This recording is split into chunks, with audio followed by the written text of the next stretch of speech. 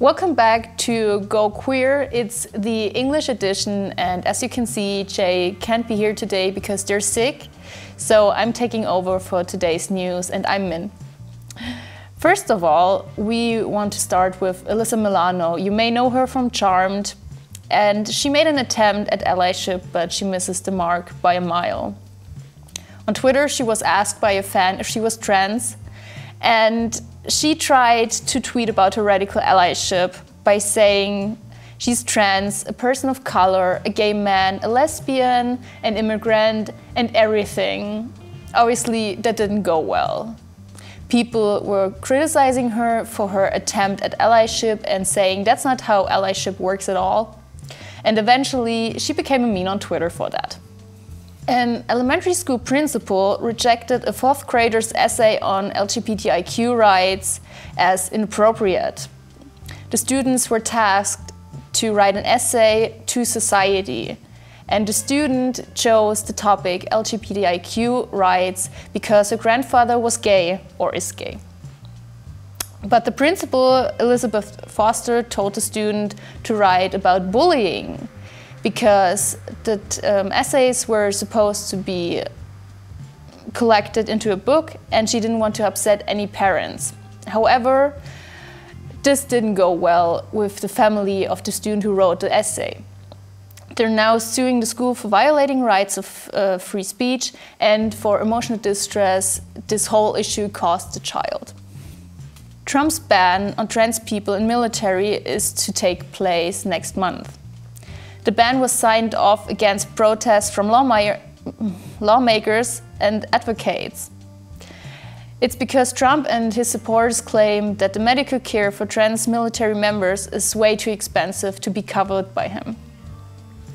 The ban will reverse an Obama-era policy letting trans service members serve openly and cover medical transition costs under job health care. A gay college swimmer outs himself after he was inspired by his twins' coming out story. Jacob Upton, who's 22 years old and from Minnesota, studies math and is in his college swim team. And he's also gay. He came out 4 years after his twin brother Jesse came out, but he knew he was gay for a while now, but he didn't want to overshadow his brother's moment to shine, basically. Jacob was out to a few friends, but he wasn't out to his family or his swim team. So after a competition, he jumped into his boyfriend's arm, and that's how his family members and his team knew. He hopes to set an example in sports where gay people, bi people, queer or trans people are still discriminated against. US soccer stars Ashlyn Harris and Ellie Krieger announced their engagement. The players are part of the Orlando Pride team, and Harris proposed back in September during a picnic.